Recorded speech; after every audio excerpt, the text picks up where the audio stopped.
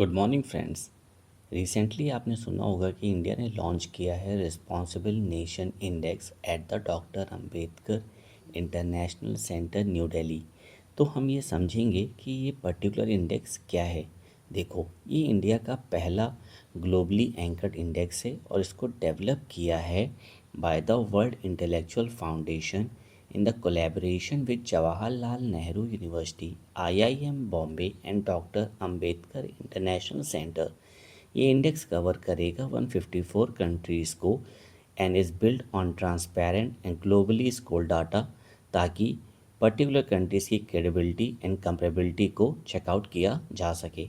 ये डिज़ाइन किया गया है टू एक्सेस द कंट्रीज़, जो पर्टिकुलर कंट्रीज़ इसमें कवर करेगा कि देखा जाएगा कि वो क्या गवर्नेंस रिलेटेड रिस्पॉन्सिबिलिटीज़ को फुलफ़िल कर रहे हैं कि नहीं कर रहे हैं, क्या इनिशिएटिव ले रहे हैं for the social wellbeing, environment को प्रोटेक्ट करने के लिए क्या इनिशिएटिव ले रहे हैं, ग्लोबल वो रिस्पॉन्सिबिलिटीज़ जो हैं वो फुलफ़िल कर रहे हैं कि नहीं कर रहे हैं, and also moving beyond the conventional powered and the GDP based measures.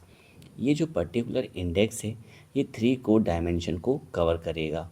पहला है जैसे इंटरनल रिस्पॉन्सिबिलिटी, जहाँ पे ये चेकआउट किया जाएगा कि पर्टिकुलर कंट्री सिटीजन्स को लेकर डिग्निटी, जस्टिस एंड वेलबींग को क्या इनिशिएटिव लिया है। इन्वायरमेंटल को लेकर कंट्री ने natural resources and climate action में क्या इनिशिएटिव्स लिया है। एंड एक्सटर्नल रिस्पॉन्सिबिलिटीज़, कंट्री का क्या कंट्रीब्यूशन है for the peace, corporation and the global stability.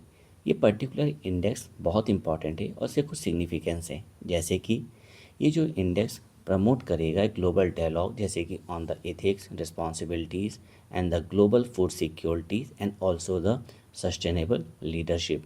और ये बहुत ही इम्पॉर्टेंट रहेगा to contribute to the more balance and the value based understanding of the national performance.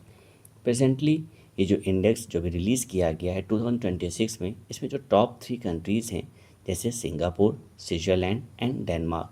हालांकि India is the top ranked Asian countries, लेकिन India का अगर हम ग्लोबली देखें तो ओवरऑल 16th रैंक है।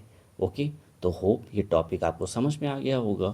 Thank you to all of you, have a nice day.